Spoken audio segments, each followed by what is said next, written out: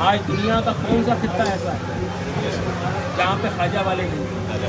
افریقہ کے جنگل میں چلے جائیں وہاں پہ بھی خواجہ والے نہیں. آپ کی آنکھوں سے آنسو جاری ہو، لرزہ طاری ہو گئی، رکت طاری ہو گئی. کچھ ہی دیر گزری تھی، غیب سے ندا آتی ہے عثمان ہرونی خاموش کیوں ہو، مانگو معین الدین کے لیے کیا مانگو. آپ اسی کیفیت اسی رکت کے عالم میں ارشاد فرماتے ہیں دعا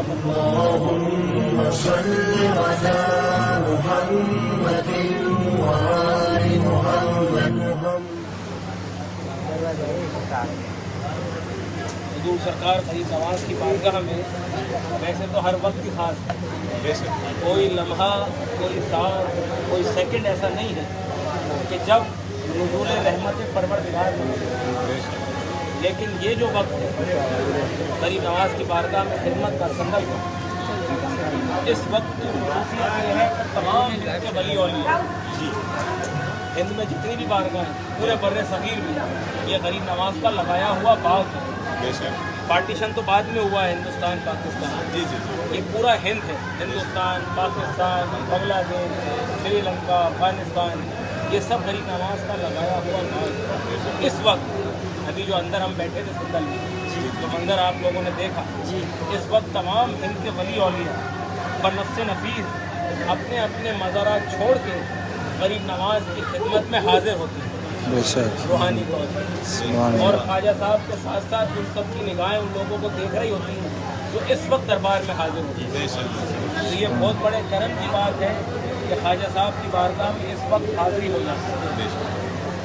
اس سے بڑے کرم کی بات یہ ہے کہ یہ جو دن ہے عید کے بعد یہ جو شوال کے جو 6 دن ہیں چھٹی آج 5 تاریخ چھٹی، یہ بڑے سرکار حضرت خواجہ عثمان ہرونی رحمۃ اللہ غریب نواز کے پیر و مرشد آپ کے عرس مبارک ہیں. پوری دنیا کا اصول ہے کہ مرید کی پہچان اپنے پیر سے ہوتی ہے. یہی ہوتا ہے نا کہ یہ ان کے مرید ہیں، لیکن واحد غریب نواز کی ذات ایسی ہے کہ جن سے ان کے پیر کی پہچان. سب کیا کہتے ہیں غریب نواز کے پیر و مرشد، لیکن یہ جو عطا ہے یہ جو مقام ہے غریب نواز کا یہ آپ کے پیر و مرشد سے ہی عطا ہے. حضور سرکار غریب نواز آپ کے پیر و مرشد کا وہ مقام ہے حضرت خواجہ عثمان ہرونی رحمۃ اللہ علیہ کہ آپ جب نماز ادا کیا کرتے ہیں اور نماز ادا کر کے جب آپ سلام پھیرا کرتے ہیں تو اللہ کی طرف سے غیبی نگاہ آیا ہے کہ اے عثمان ہرونی ہم نے تمہاری نماز قبول کی، مانگو کیا مانگتے ہو.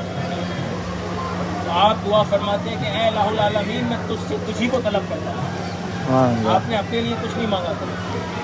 غیبی ندا آتی کہ اے عثمان ہرونی ہم نے تمہاری دعا قبول کی، مانگو اور کیا مانگتے ہو. آپ دعا کے لیے ہاتھ اٹھاتے اور دعا فرماتے ہیں اے الہ العالمین تیرے حبیب محمد مصطفیٰ صلی اللہ علیہ وسلم کی امت میں سے گناہ گار امتیوں کو بخش. تو غیب سے ندا آتی ہم نے 60,000 امتیوں کو بخش، یعنی آپ کے پیر و مرشد کی ایک وقت کی نماز، ایک وقت کی نماز 60,000 امتیوں کی بخشش کا سامان ہوا کرتی ہے. تو غریب نواز کے پیر و مرشد کا مقام ہے کہ آپ سے زندگی بھر اللہ پوچھتا رہے مانگو کیا مانگو.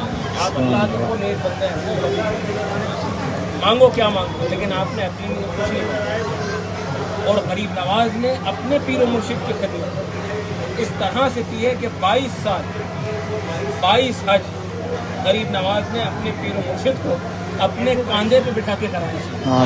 سبحان اللہ. آج تو پلین سے جہاز سے چلے جاتے ہیں لوگ، اس وقت گھوڑوں پہ اونٹ کا سفر ہوتا ہے. یعنی ایک حج کر کے جب لوٹتے تھے تو دوسرے حج کی تیاری شروع ہو جائے گی. سبحان اللہ. تو مسلسل 22 سال 22 حج غریب نواز نے اپنے پیر و مرشد کو اپنے کاندھے پہ بٹھا کے کرایا. اب جب وہ وقت آیا کہ حضور سرکار غریب نواز کو محمد مصطفیٰ صلی اللہ علیہ وسلم حضور نبی کریم صلی اللہ علیہ وسلم کی بارگاہ سے حکم ہوا کہ اے معین الدین تم ہند جاؤ اور ہمارا پیغام سناؤ. اور وہ حکم بھی کیسے ہوا؟ جب غریب نواز رسول اللہ کی بارگاہ میں حاضر ہوئے 22ویں حج کے موقع پر، حضور سرکار غریب نواز اپنے نانا، اپنے آقا، اپنے مولا کی بارگاہ میں جب حاضر ہوئے تو آپ نے رسول اللہ کی بارگاہ میں 2 طرح سے سلام پیش کیا۔ آپ سلام پیش کرتے ہیں الصلاۃ والسلام علیک یا رسول اللہ۔ رسول ایک پوسٹ ہے، ایک منصب ہے، جو رسول اللہ کا جو منصب ہے، اللہ کے رسول یعنی ایک پوسٹ ہے۔ آپ نے کیا کہا؟ الصلاۃ والسلام علیک یا رسول اللہ۔ پھر سلام پیش کیا غریب نواز نے، الصلاۃ والسلام علیک یا جدہ، اے میرے جد، اے میرے بزرگ۔ جواب بھی 2 طرح سے ہے رسول اللہ کی بارگاہ میں۔ غیب ندائی وعلیکم السلام یا قطب المشاعر، یہ غریب نواز کی پوسٹ ہے، قطب المشاعر یہ پوسٹ ہے غریب نواز۔ پھر جواب آیا وعلیکم السلام بیٹا معین الدین۔ رسول اللہ فرما رہا ہے وعلیکم السلام بیٹا معین الدین، تم ہند جاؤ اور ہمارا پیغام سناؤ۔ یہ نہیں کہا کہ اسلام بتا دو، یہ نہیں کہا کہ کلمہ پڑھاؤ، کیا کہا؟ تم ہند جاؤ اور ہمارا پیغام سناؤ۔ اب وہ پیغام کیا ہے؟ محبت، انسانیت کا، مساوات کا۔ کیونکہ 850 سال پہلے کی تاریخ اگر ہسٹری اٹھا کے دیکھو گے ہندوستان کی تو ایک جاہلانہ ماحول تھا، اونچ نیچ بھید بھاؤ ایک عروج پہ تھا۔ اگر کسی دوسری ذات کے قبیلے میں چلے جایا کرتا تھا اس کی آنکھیں پھوڑ دی جاتی تھیں، اگر کسی کی بات سن لیا کرتا تھا تو کان میں لوہا پگھلا کے ڈال دیا جاتا تھا۔ غریب نواز یہاں پر آئے، محبت اور انسانیت کا پیغام ہے۔ بہرحال جب رسول اللہ کی جانب سے حکم ہوا تو آپ اپنے پیر و مرشد کے پاس حضرت خواجہ عثمان ہرمنی رحمۃ اللہ علیہ، اور آپ نے اپنے پیر و مرشد سے عرض کیا کہ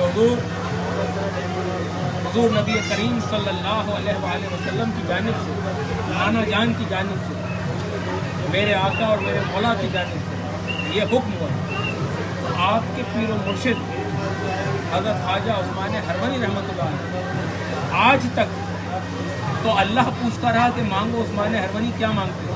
آپ نے کچھ نہیں مانگا۔ پہلی مرتبہ غریب نواز کا ہاتھ ایک ہاتھ میں اور ایک ہاتھ میں کھانا ایک کعبہ کا اللہ کی بارگاہ میں لے کے حاضر ہوئے غریب نواز، اور آج آپ کے پیر و مرشد خود دعا فرماتے ہیں اپنی۔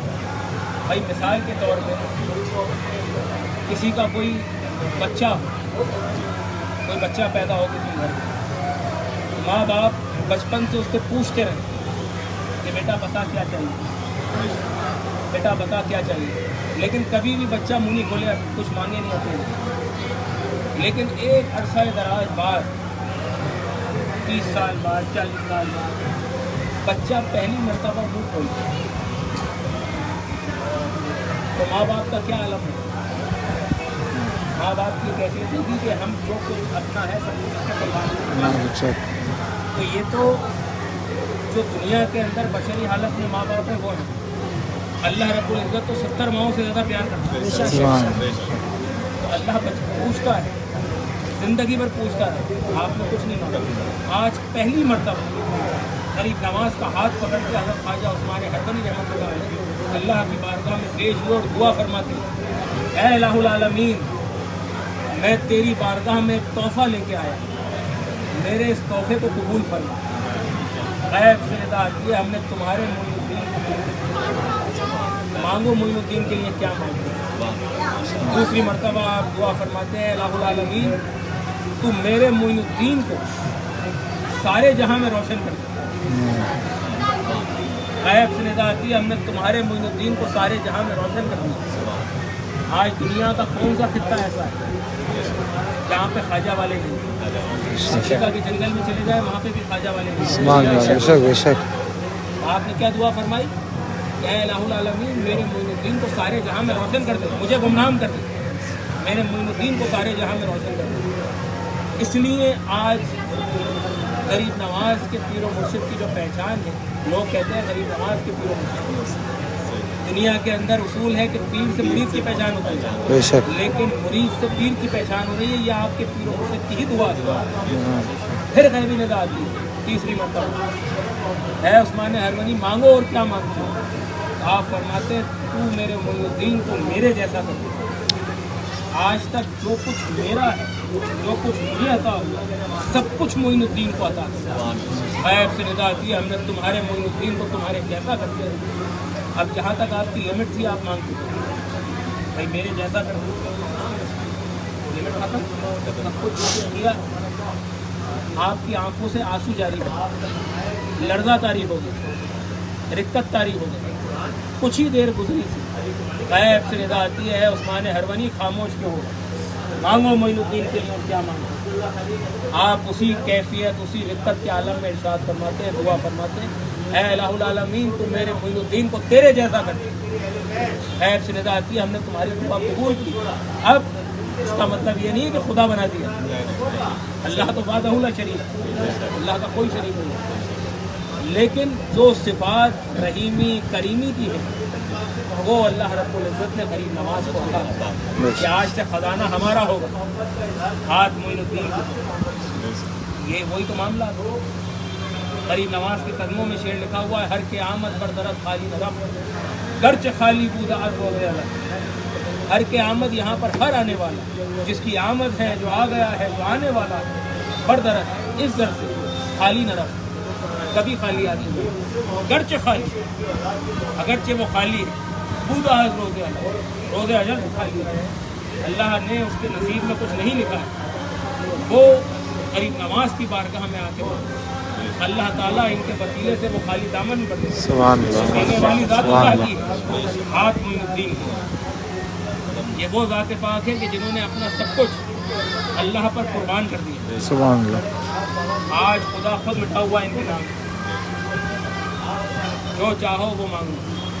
یہ وہی تو معاملات ہیں، کسی کے اولاد نہیں ہے، کیوں نہیں ہے؟ کیونکہ نصیب میں نہیں لکھی اللہ نے، سب جگہ کر لیا، سب جگہ دکھائی دیا۔ خواجہ صاحب کے دربار میں آ کے خواجہ صاحب کی چوکھٹ کی دھول چاٹی، خواجہ صاحب نے اولاد عطا۔ کسی کو کوئی بیماری ہے، ڈاکٹر نے جواب دے دیا، سب جگہ سے ہار گئے، خواجہ صاحب کے قدموں میں آ کے خواجہ صاحب کی چوکھٹ اپنی پریشانی سے مست غریب نواز کو شفا کاملہ۔ یہ معاملات سارے اللہ کے ہیں، اللہ کے رسول کے ہیں، اہل بیت کے ہیں، یہ آل نبی اولاد علی کی بارگاہ ہے۔ تو یہ بہت بڑے کرم کی بات ہے کہ آج حضرت خواجہ عثمان ہرونی رحمۃ اللہ علیہ کے عرس کے موقع پر آپ تمام لوگ یہاں پر حاضر ہیں، سبحان اللہ، اور جتنے بھی لوگ اس ویڈیو کے ذریعے سے یہاں پہ بارگاہ میں حاضر ہیں ان کی بھی حاضری غریب نواز کی بارگاہ میں ہوگی، آمین، اور غریب نواز کے پیر و مرشد دولہا بنے ہوئے ہیں۔ بے شک، اگر کوئی معرفت کی نگاہ رکھتا ہے تو وہ نگاہ سے دیکھنے کے لیے نگاہ چاہیے۔